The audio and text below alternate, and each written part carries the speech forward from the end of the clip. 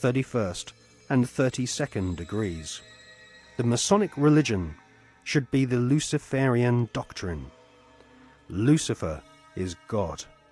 The true and pure philosophical religion is the belief in Lucifer. So, Yarbulon is really an alternative name for the devil. The last syllable, on, is a code name for the ancient Egyptian god Osiris, who was the god of the dead. There can be no doubt that the Scottish Rite form of Freemasonry in America and Britain is controlled by high-ranking 33rd degree Masons who worship Satan or Lucifer as their god.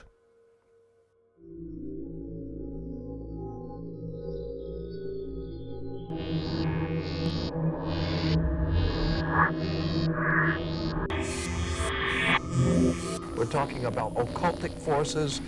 We're talking about the five-pointed pentagram, which was used by satanic worshippers for thousands of years. If you take the 5 points off of a five-pointed star or a pentagram, you have left in the middle a pentagon. The pentagon is directed toward the North Star because, according to the ancient Babylonians, that's where you gathered power from the gods of the North in war.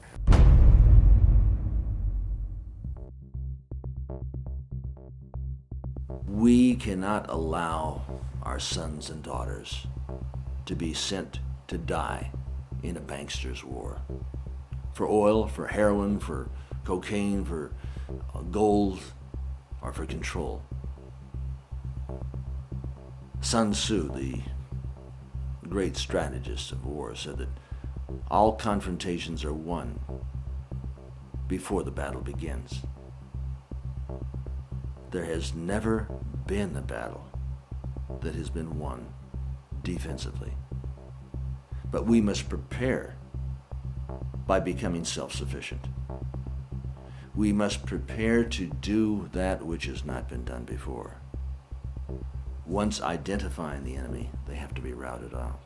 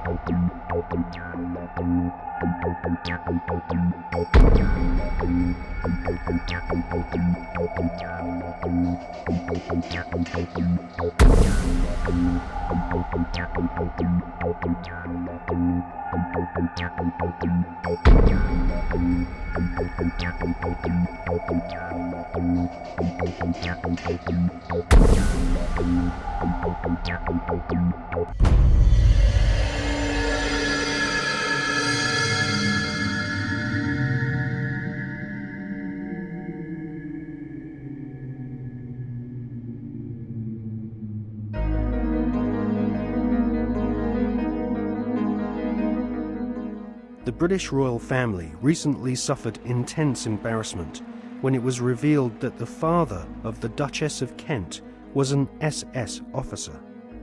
To be a member of Hitler's SS, families had to be pure Aryan, with their German ancestry clearly traceable to the Teutonic Knights of medieval Germany. Like most of the British royal family, the Duchess of Kent is descended from German blood. Her German ancestors have throughout history been members of the Illuminati secret society network. The British royal family's name is not Windsor.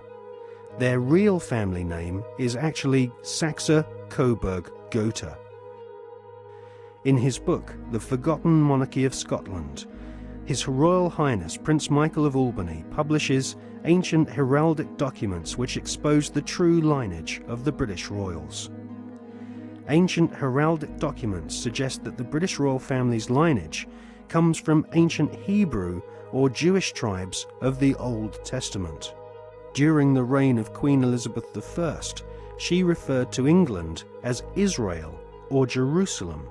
According to the Masonic reference works that you can get in any library, the Freemasonic orders of Europe said that there was a little ideologue, a little spiritual entity that gave the knowledge to what the Masons call our hidden masters. That's what Freemasonry refers to those who lead world Freemasonry. They don't know who they are. No Freemason knows who the actual leaders of the world organization are. They call them our hidden masters. Well, according to the reference works, there is a little spiritual entity that guides the world Freemasonry, and they call him Yoda. And in the reference works, you'll see this little creature with the pointed ears, and he's called Yota. Yota goes back to Judah, or Judah, which goes back into British Israel World Freemasonry, going back to the time of the founding of England, and that's why they're today called British. The British, it's a very big difference between being English and British. Brit is Hebrew for contract or a covenant, and Ish means man in Hebrew.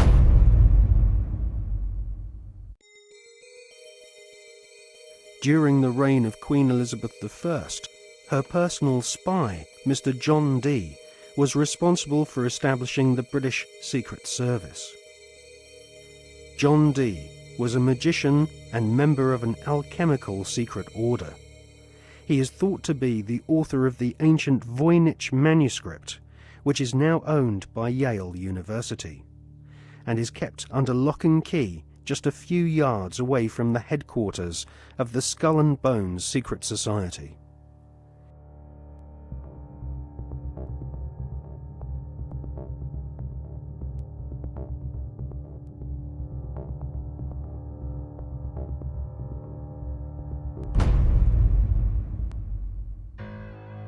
The Duchess of Kent might be ashamed of her father having been a member of the SS, but she might equally be keen to play down the fact that her husband, the Duke of Kent, is Britain's most senior royal Freemason. The Duke and Duchess of Kent live at Kensington Palace, which is home to the Royal Alpha Masonic Lodge. The Royal Alpha Lodge was established by the Duke of Sussex after he became Grand Master of United Grand Lodge in 1813. One of its most eminent members was the physician in ordinary to Queen Victoria, Sir William Gull, who Stephen Knight claims was responsible, along with several other eminent Freemasons, for the Jack the Ripper murders in Victorian London. Suitably, members of the Royal Alpha Lodge at Kensington Palace are called Princes of the Blood Royal.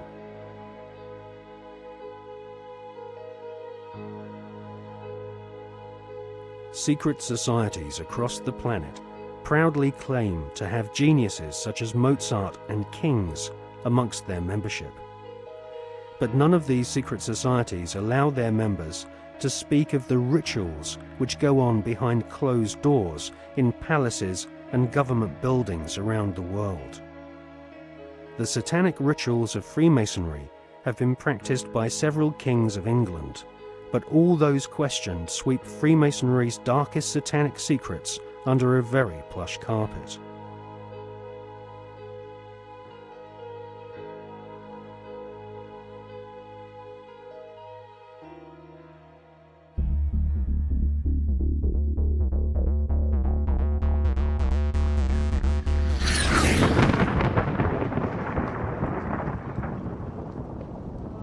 Hawati en Tawi, Tem Jafar Kau, Tarpen Mawf, Muef, Taif, Sem F, Menemenet F Nebet, Hayat Nebet, Henenet Nebet, Jedefuet F, Awet F, Haset, Semawu M Sanut.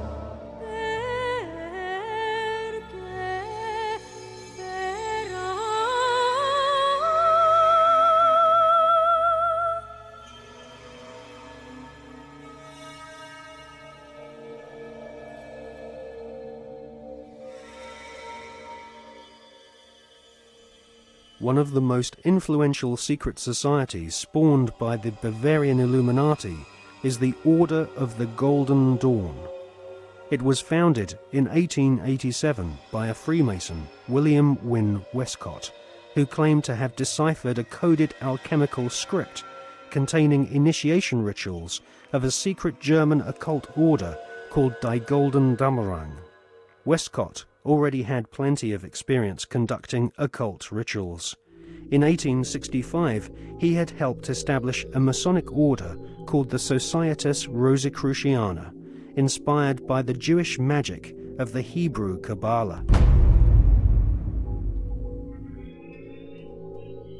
These rituals are still enacted at study group meetings at the United Grand Lodge in London. For many years, the Golden Dawn held its meetings at the London headquarters of the Mark Masons.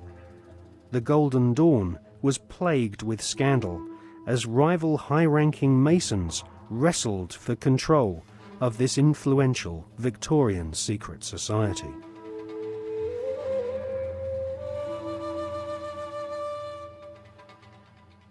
In 1891, Westcott lost control of the Golden Dawn to another high-ranking Freemason magician called MacGregor Mathers. Together with the poet W.B. Yeats, they devised new magical rituals and initiated the senior members of Britain's aristocracy. In 1903, control of the Golden Dawn was yet again seized by another Freemason called A.E. Waite. The rituals of the Golden Dawn were similar to ancient witchcraft. At the Old Bailey in 1901, two Golden Dawn associates, Mr. and Mrs. Horos, were tried for rape. They had used the Golden Dawn initiation ceremony to beguile their teenage victims. The Golden Dawn was nothing more than Freemasonry with added semi-satanic and sexual mysteries. The Golden Dawn still survives to this day. In 1987, a conference was held in London to commemorate the centenary of the Golden Dawn's conception. The conference was organised by the Hermetic Research Trust, whose trustees include the Marquis of Northampton, who is a prominent Royal Arch Freemason. Satanists do not take part in certain rituals with certain sounds in certain places and certain colours and certain, verbal statements. They don't do it because, oh, that'd be nice, let's say that, and then shall we have a bit of red, or what do you think? No. It's done because everything in this reality is vibration. Consciousness in this reality is vibration. Everything is a vibrational field. This is how astrology works. When we're born, where the planets are, they're sending out vibrational projections that are affecting the vibrational field that we are born into, and that's why we are affected differently at different times of the year. Therefore, they understand this, and they're manipulating these vibrational fields all the time to manipulate us. And so these rituals, just a pageant. It's like the Freemasonic rituals. You know, you talk to Freemasons, the vast majority of Freemasons not trying to manipulate anyone, not on a mass scale anyway. And they'll say, so what about these rituals, mate? Oh, I don't know. To do silly things, you always try to leg up and bare your bloody breast. I don't know, it's some ancient bloody tradition. I don't know what it's all about. Anyway, they do a nice dinner, so you only have to do it once. They don't realise that these initiation rituals are actually set up to affect the participants in a certain way that allows these other dimensional entities, which folklore have talked about for thousands of years all over the bloody planet, this theme of possession by demons. These are entities that exist just outside the frequency range of the five senses. Because, again, because of the suppression of basic knowledge of who we are and the nature of life, we become child's play to manipulate. For instance, people look through their eyes and they think they're seeing everything in the space they're looking at. No, they're seeing a fraction of it. They're seeing a tiny frequency range that the five senses can access. Just like if you tune to Radio 1, you get Radio 1. You don't get radio 2, you get radio 1. And this is why, you know, if there was a cat in this room now, it might be reacting to what is to us here empty space. But it's not empty space to the cat because it has a greater visual frequency range. Now, just outside the frequency range of the five senses are entities that are manipulating this five sense reality through these particular bloodlines. And one of the key places where this possession takes place is during these satanic rituals and gatherings, when the vibrational environment is created by the ritual that allows this takeover of the mental and emotional processes of these people to take place. And this is why you'll meet so many people who've known famous politicians and staff when they started in politics or before they came into politics. And they'll say, you know, mate, that guy ain't the bloke that I knew. Well, mentally and emotionally, that's literally true in a lot of cases because of this possession that takes place. And people think it's kind of far-fetched and almost mad, and that may happen in Babylon, but not now. Well, please. That very thought is the greatest defense mechanism this grotesque conspiracy has to protect it.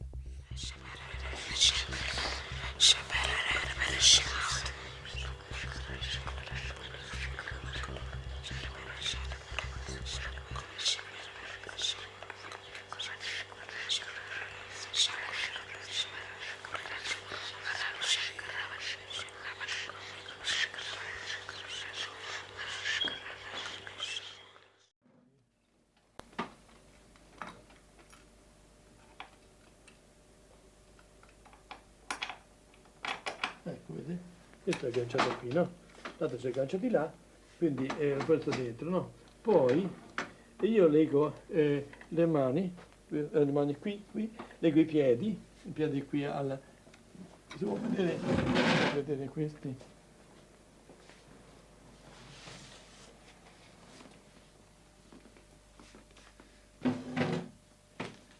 E questo generalmente si può legare il braccio, vedete? Legare il braccio di qua di là e i piedi lo stesso a questo tappiola qui. Dunque, e qui c'è questa cinta perché sono terribili. Questa qui per legare alla vita in modo che non si muova. Mettere questo braccio, vedi, sotto, vedi, qui c'è, ecco, si ferma in questo modo, si ferma, altrimenti non si regge e rompono tutto. Dunque, tutto questo, adesso vi faccio vedere cosa sono capace di fare queste qui. Questo può essere una ragazza che ha detto, questo è d'acciaio, questo corrisponde a questo qui, no, corrisponde, vediamo qua, ne passo una qui dentro, se lo troviamo, questo sarebbe questo, vedete come l'ha ridotto? È difficile poi con le mani, non è possibile, ha visto? Il demone è pure dell'esorcista. L'esorcismo è lui che ha paura e non abbiamo paura noi. E sono contento di dare il botto al demone. Quando mi dice il demone chi sei, io domando Satana. Ah, ora mi sei capitato. Adesso ti ho dato un sacco di botte. Dunque, e quindi è lui che grida. Perché quando grida la persona, ci sono dei grida qui delle suore che si sentono a volte fino in fondo, fino alla strada si sentono. Dunque nel giardino. Ma non è certamente la persona che grida, ma è il demonio che sente queste botte, diciamo così.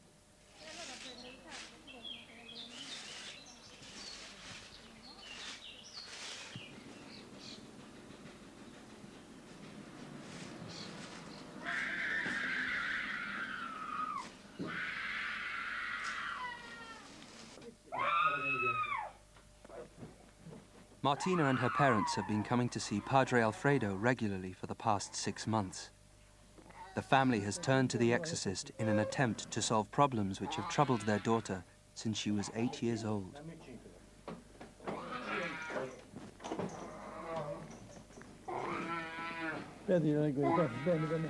Although Martina comes to the sessions willingly, as soon as she enters Padre Alfredo's bunker, she suffers a violent reaction. For her own safety, she has to be restrained before the exorcism can begin.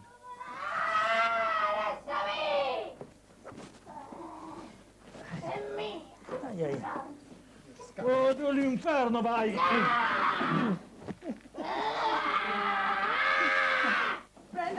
padre, prendo l'acqua, Aspetta, prendo l'acqua. Lasciami! Prendo l'acqua. Sì, non ci ho pensato, ma L'acqua. non ci ho pensato. L'acqua. Sta buona?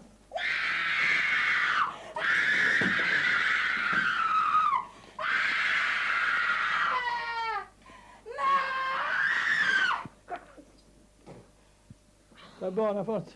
Ci avevo pensato. Mamma. The exorcism consists of a ritual first formulated in 1614 and updated by the Vatican 2 years ago. Nel nome del Padre, del Figlio e dello Spirito Santo. Amen. Signore Gesù Cristo, figlio di Verbo eterno Padre, Dio universo, che hai dato sempre il nostro Dio, il tuo nome, il grande del tuo nome, sempre benito, che sei il santo, che è il tuo nome. Cosa mi devi introdurre, la Spirito Maria? È di Cristo, è di Cristo, è di Cristo. Ecco l'acqua del Spirito Santo. E il esorcismo viene una forza particolare. Dunque ho notato questo, a volte il demonio, siccome l'esorcismo sono come fosse uno bastonate, picchia il demonio, no? Mette l'acqua santa nella mano, mi brucia, mi sono accorto di questo. Il demonio è furbo e cerca di parlare per riposarsi. Avete visto mai i pugili? Quando si danno i pugni, a un certo punto si abbracciano, si riposano, respirano un attimo. Il demonio fa la stessa tattica, dunque parla e io invece non bisogna dargli retta, continuare l'esorcismo, in modo che non c'è tregua, sono botte. Ave Maria, piena di grazia, il Signore è con te. Tu sei benedetta fra le donne, Maligno. Ave Maria, piena di grazia, il Signore è con te. Tu sei benedetta fra le donne, benedetta Santa Maria, ma libera, ma Maria, no, maligno, è Cristo più forte. Cacciali via, no. Di la verità. Di la verità a questa signora. Esiste o non esisti tu? Il demonio esiste o non esiste? Esiste il demonio! Come fai a dimostrarlo?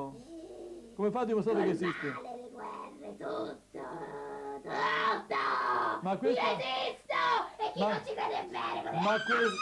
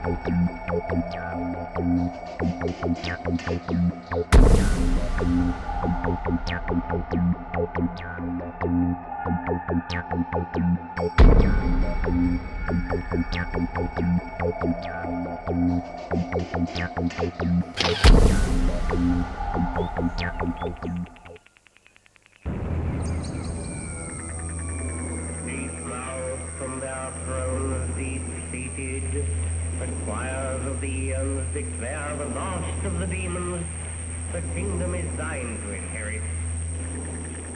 What I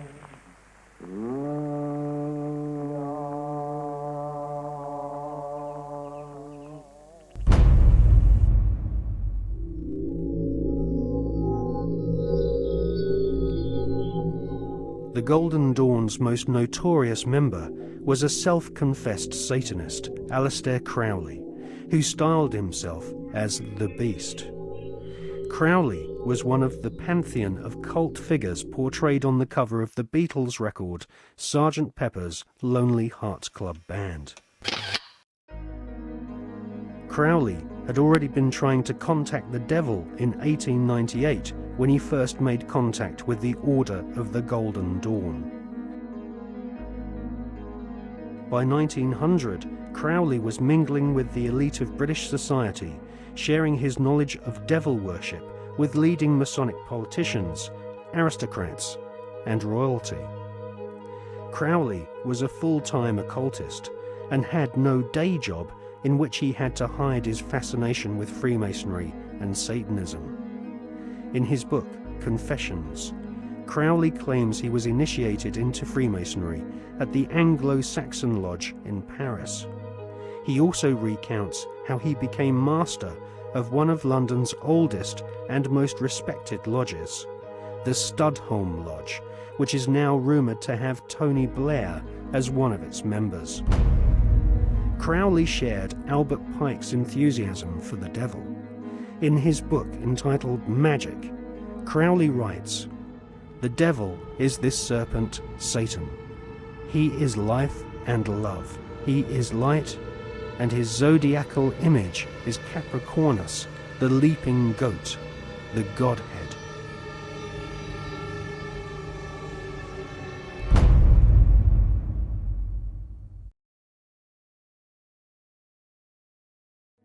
Secret societies often portray the Goat of Mendes sitting in the Baphomet position. A statue of George Washington himself, a high-ranking Freemason, shows one of America's founding fathers sitting in the same occult posture as Crowley's goat-headed devil.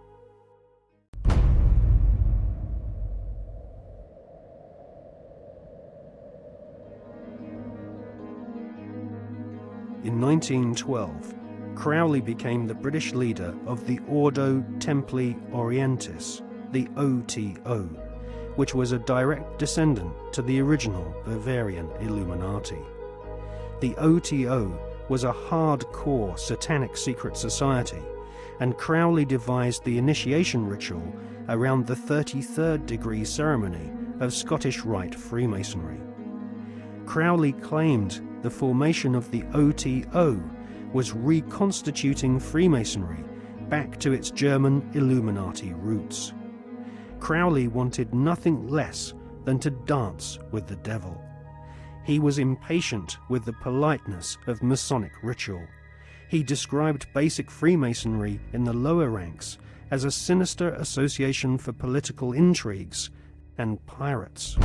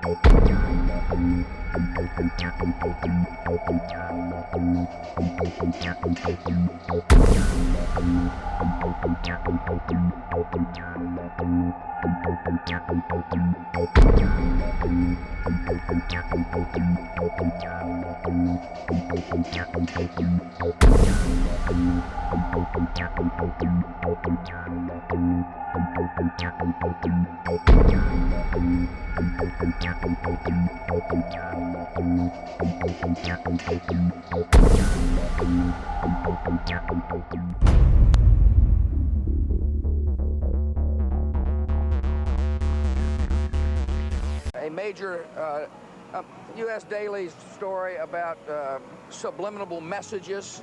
I don't think we need to be subliminal.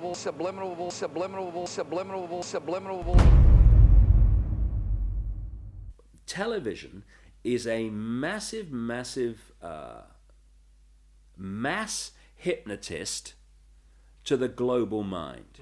And what happens is it is implanting a belief in reality by the minute, and then once we take on that belief implanted when information enters the eyes, we edit it on the basis of that belief.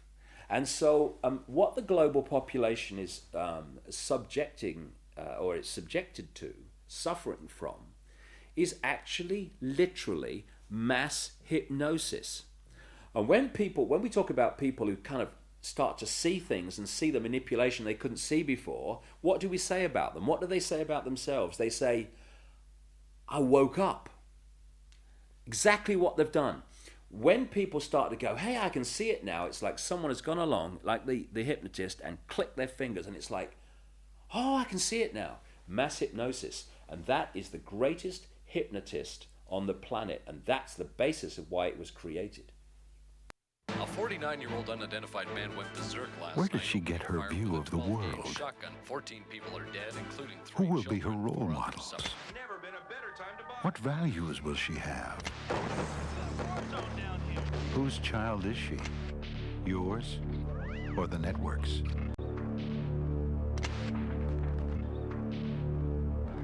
Take back your children. Turn off the TV. And when you start to research the subliminals in advertising and television, what staggers you is not what they do and what's there, but the scale of it. I mean, it's like our consciousness is being hit by an explosion of this stuff. Because you see, this is another interesting point.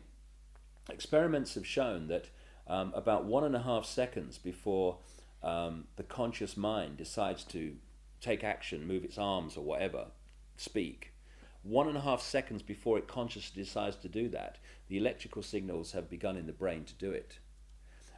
For me, the conscious level is the experiencer and observer of reality, but the subconscious is the creator of it, the generator of it. And this is why the Illuminati want the subconscious mind through subliminals. What does subliminal mean? It means below threshold. It's below the threshold the conscious mind picks up, but the subconscious mind picks everything up like a sponge. And therefore they are planting these thoughts into the subconscious, which then filter down into the conscious, and we think we're having our own thoughts, when actually they're implanted thoughts done at a subliminal level. Rats were caught in the sewers a week ago. Now they're stopped. When the plastic door is raised up, the rats will shoot out like bullets. It was a common punishment in Imperial China. No, we can do it. Do it, Julia! Not me! Julia!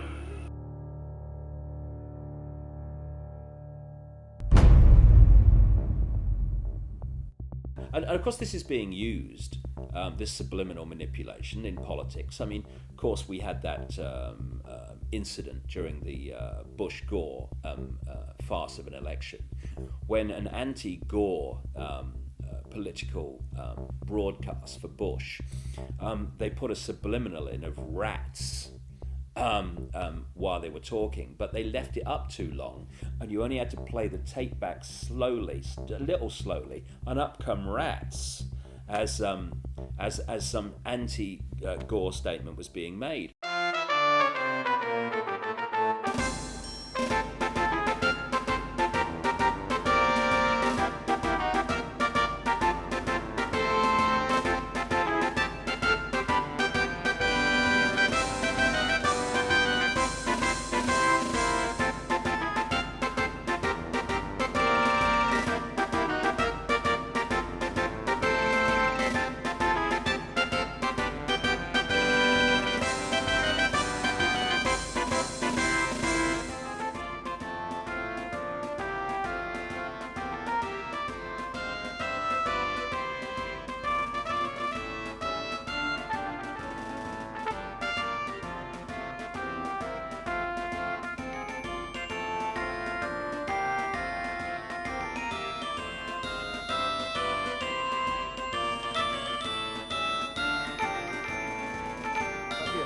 Necesito su voto para seguir luchando por el futuro de nuestros hijos.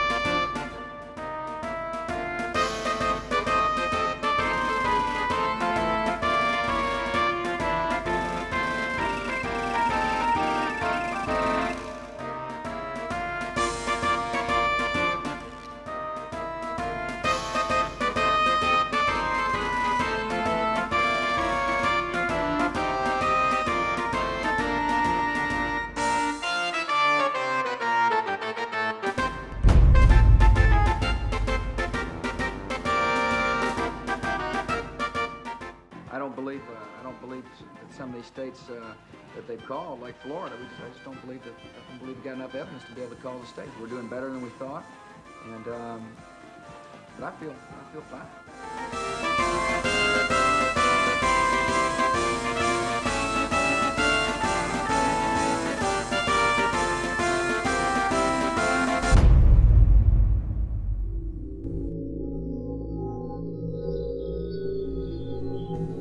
In accordance with the laws of the state of Florida, I hereby declare Governor George W. Bush the winner of Florida's 25 electoral votes for the President of the United States.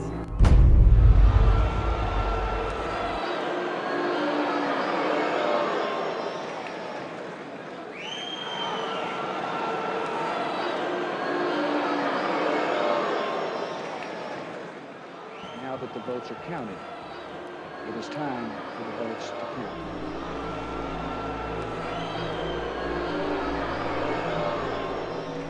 I wish to point out that our American democracy has triumphed once again.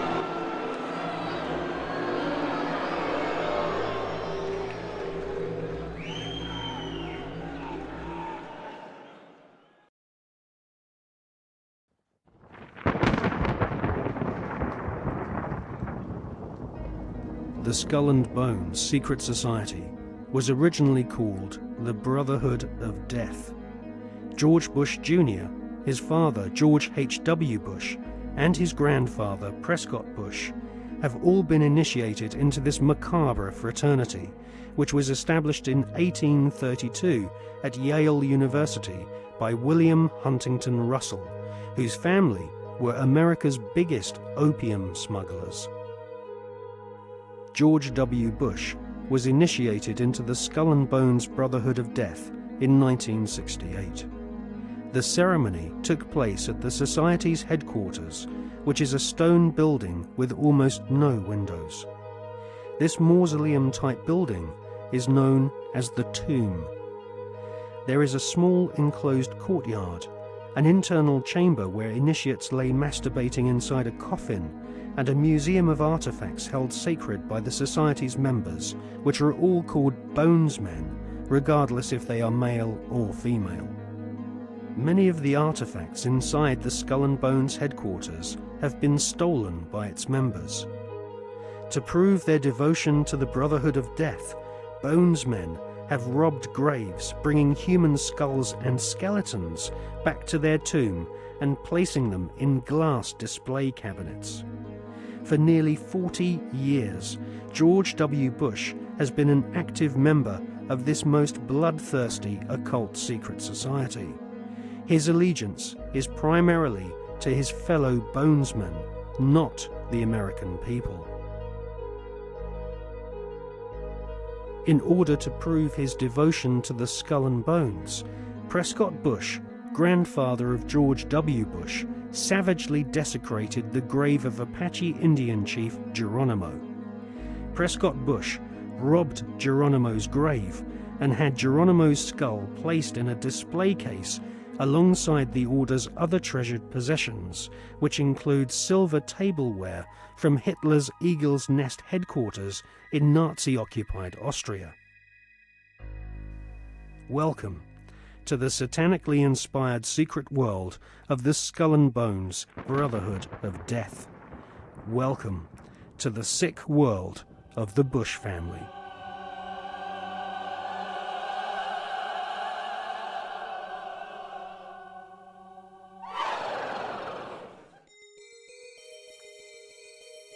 The Skull and Bones headquarters is on the campus of Yale University. Yale is home to several other lesser secret societies, including the Scroll and Key. Alexandra Robbins is an American journalist who has written a book about the Skull and Bones called Secrets of the Tomb. In her book, she traces the origins of this cult, which was funded from profits of the Russell Company in the early 1800s. The Russell Trading Company was nothing more than an opium trading empire, which, still to this day, is the corporate arm of the Skull and Bones Secret Society. William Huntington Russell had travelled in Germany during his student years and was befriended by a disciple of Adam Weishaupt's Bavarian Illuminati. Upon returning to the USA in the early 1800s, Russell used some of his family's opium wealth to fund the building of the tomb at Yale University. Russell initiated several of his fellow classmates, including Alphonso Taft, who would go on to become the Secretary of War and ambassador to Russia. Alphonso Taft's son became President of the United States, and so a time-honored tradition of hereditary membership of the Skull and Bones Brotherhood of Death was begun. We see this tradition continued to this day, with senior Bonesmen encouraging young initiates to marry into each other's families, their sons and daughters following in their parents' footsteps and becoming disciples of this most unholy of orders. In the Hollywood movie Brotherhood of the Bell, we see an initiation ceremony, which is a common occurrence on the campuses of America's elite Ivy League secret societies.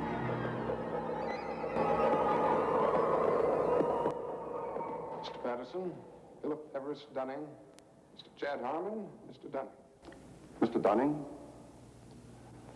the articles and letters of the Brotherhood.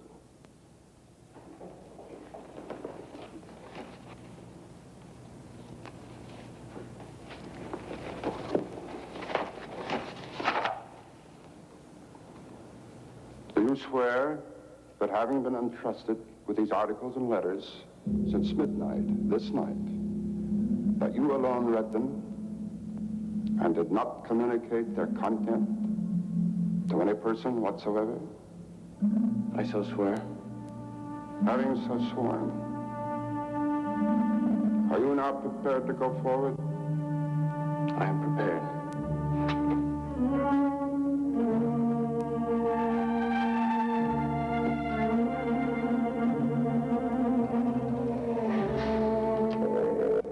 Mr. Dunning, for over 200 years, Brothers of the Bell have been initiated before the spell, and in the same ceremony, at sunrise.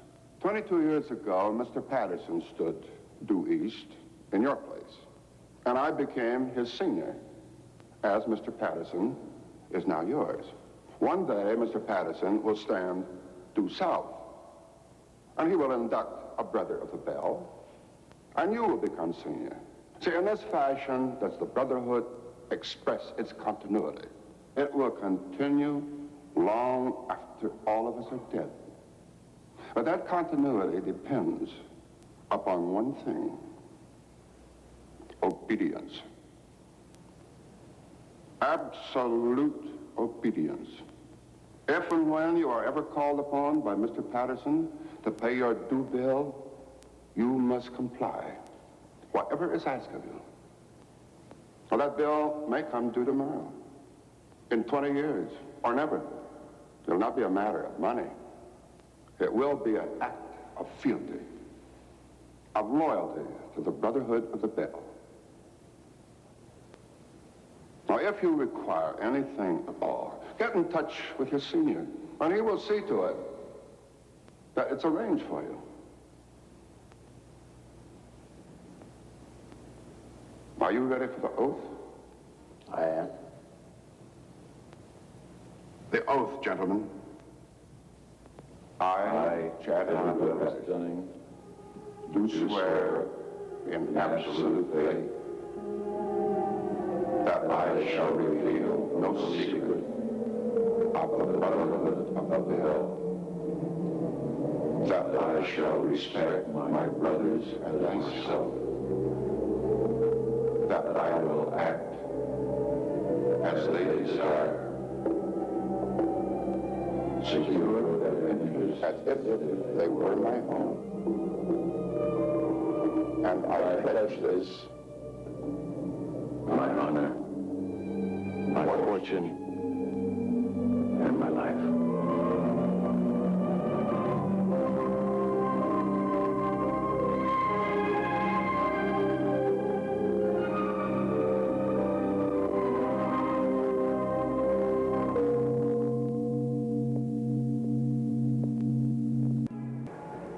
still find it incredible that I could get anything I want. Anything a man could get with money, privilege, and the best connections. You know, it just occurred to me that we're part of the establishment now. Not part. The establishment.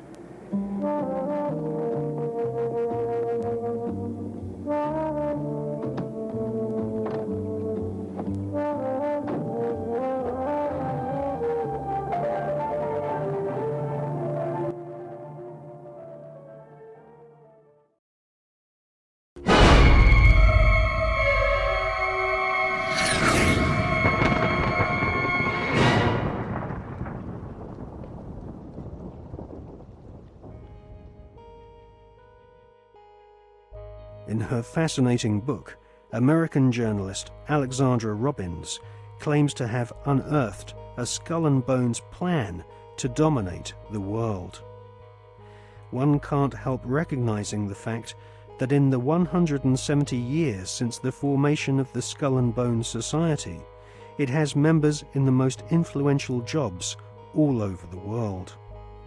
New initiates seem to fall effortlessly into high-paid jobs within banks, media organizations, government agencies, and huge corporations which earn vast profits from government defense contracts.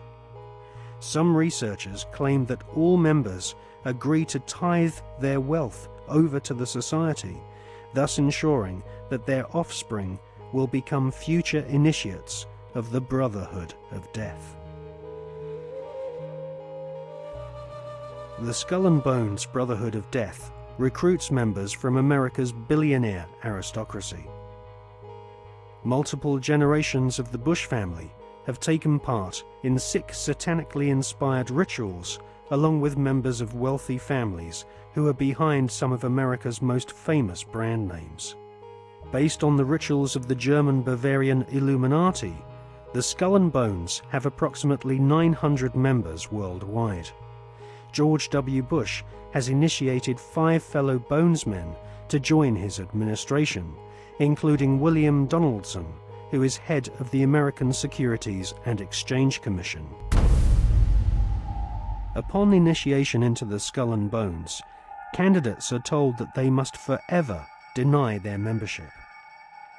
The psychological mind programming and brainwashing which goes on inside the tomb can only be guessed at, as no Bonesman has ever broken the fraternity's rule of silence. Fellow students at Yale have often said that on the night of ceremonies, blood-curdling yells and shrieks can be heard from inside the tomb. Some say the initiates are forced to wrestle in mud and are even beaten. This technique has been used by the CIA and EST brainwashing organizations who seek to wear down the subject mentally and physically using a program of punishment and verbal abuse. Once the will of the candidate has been broken and they have divulged all their sexual secrets to the elder Bonesmen, they stand naked and are reborn in a mockery of a Christian baptism, with elder Bonesmen dressed as the Pope and the devil conducting the ritual.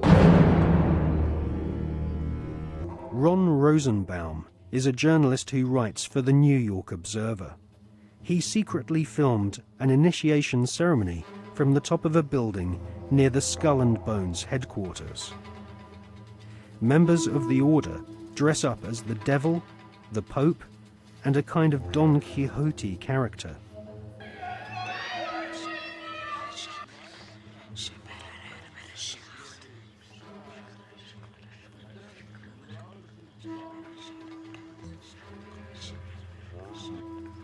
The Pope wears a white monogrammed slipper which rests upon a stone skull.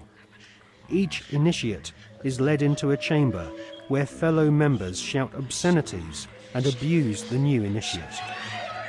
The initiates are told that they are superior beings and are part of a privileged elite who use war terror and famine to control Earth's human population. This callous philosophy was illustrated in the Hollywood movie Skulls, made in 1999.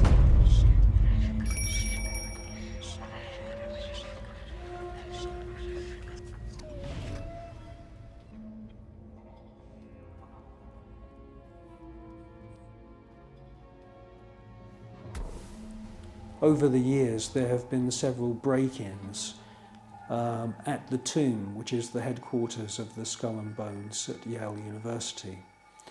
The artifacts which have been found have included membership lists of another secret society which operates on the campus called the Scroll and Key. Now, it seems pretty obvious as we research this material that the Wolf's Head, Phi Beta Kappa, the Scroll and Key, and Skull and Bones are all different flavours of the same Bavarian Illuminati secret society.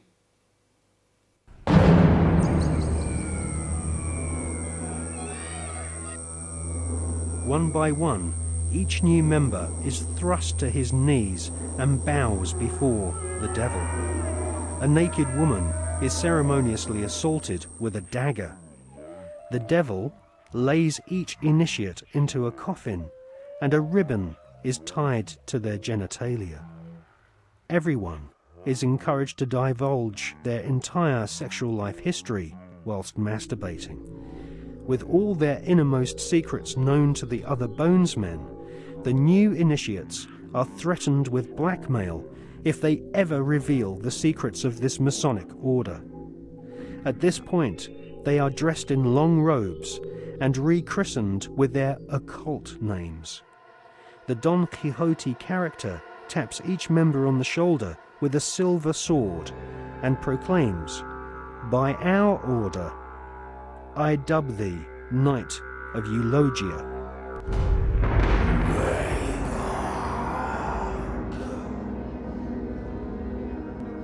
We can exclusively reveal that George Bush Sr.'s occult name is Magog, which is the name of the evil army commanded by Satan to visit Earth and destroy the kingdom of Christ.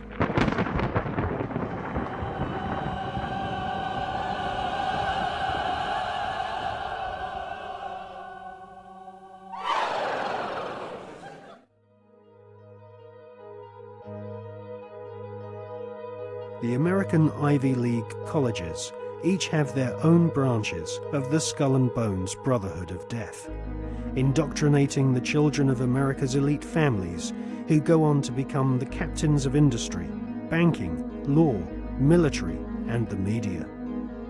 The epicenter of this elite cabal is Yale University. The last 3 presidents attended Yale, as did the terrorist expert Paul Bremer III, who governs Iraq for the Bush-Cheney Skull and Bones elite. Members of the Anglo-American Illuminati network also share the same philosophy. They believe in a single, all-powerful superstate, which is governed by a single world leader. If the Illuminati were successful, and their dream would come true, it would be a virtual hell on earth. That is what the New World Order is all about. It's a living hell. It's Orwell's worst dream and nightmare.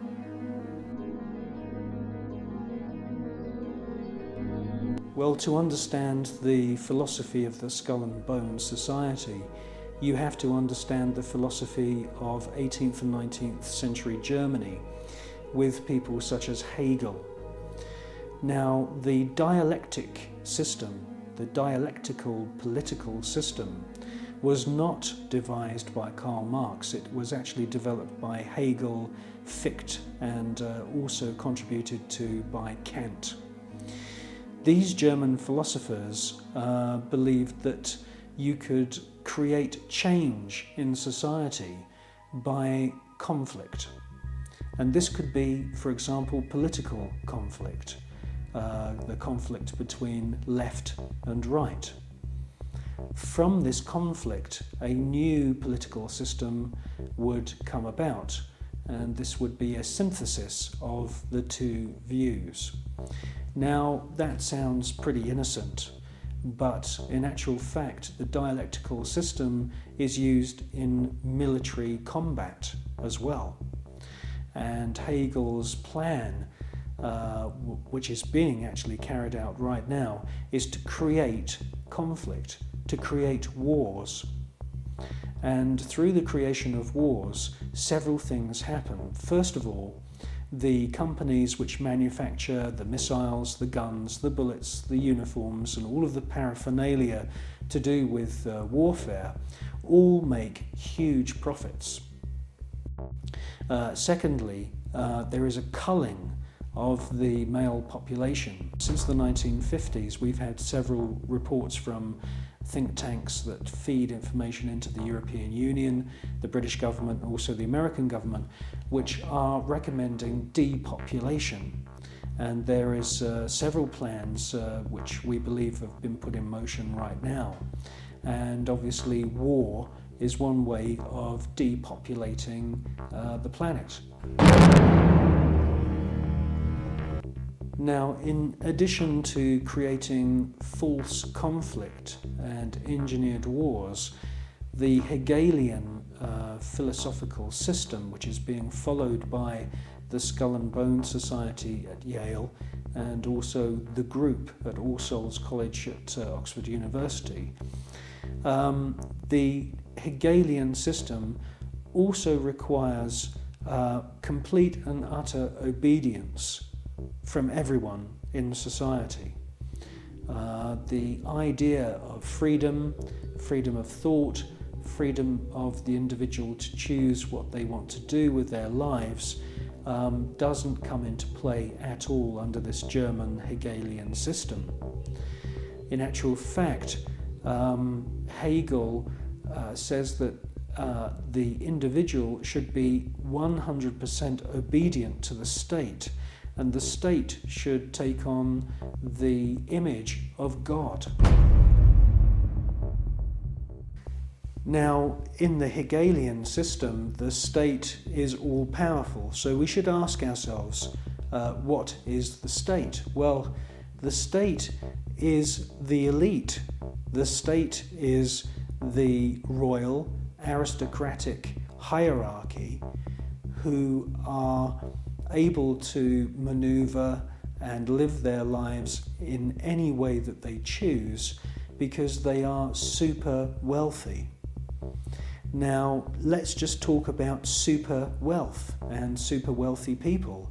I can tell you now, after meeting quite a few of them, that they are very, very different to you or me. When I'm talking about super wealth, I am not talking about Puff Daddy who has allegedly 3 Bentleys. I'm talking about super wealth, family wealth, which was in the millions back in the 19th century. Now, when we look at this hierarchy of aristocrats and royal families around the world, we can see that they are the state. They are the people that the robots, I call them robots, the civil servants who run the machinery of the state. It is the civil servants who swear allegiance to this elite. When you join the British Civil Service, you do not swear an oath to serve the British people. You swear an oath to serve the monarch. It's the same when you become a spy. When you join MI5 or MI6 or any of the other DI or MI agencies, and there's many of them run by the British government, you are swearing allegiance to serve the reigning monarch, not the British people.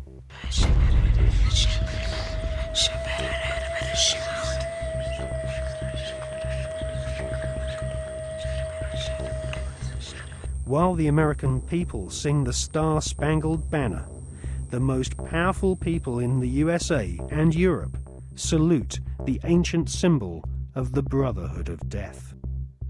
In the book, Who's Who of America's Elite, the author has found that the Order of the Skull and Bones encourages its members to intermarry, thus keeping their spectacular wealth all in the family.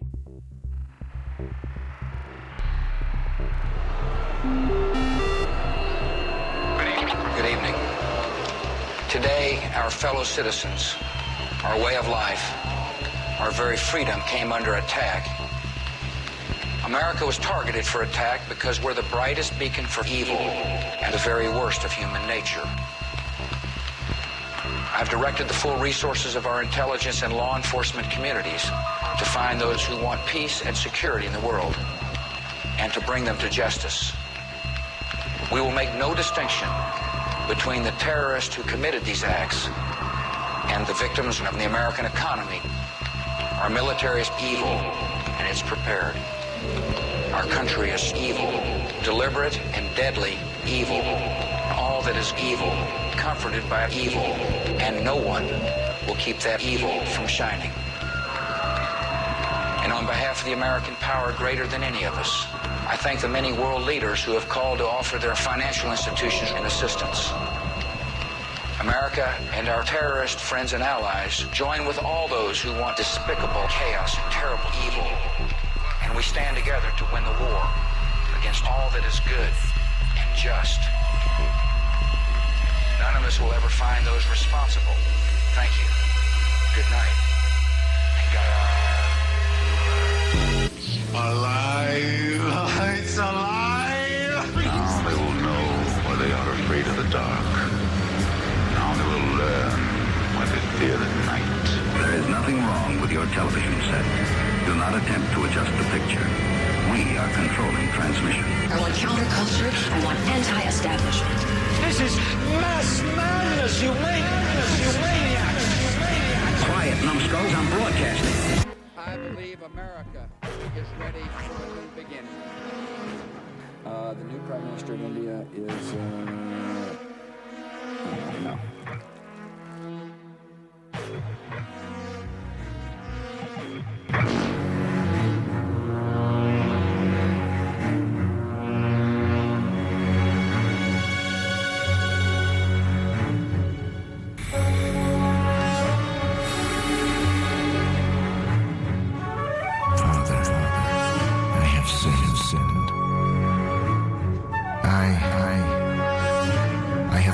Killed many people.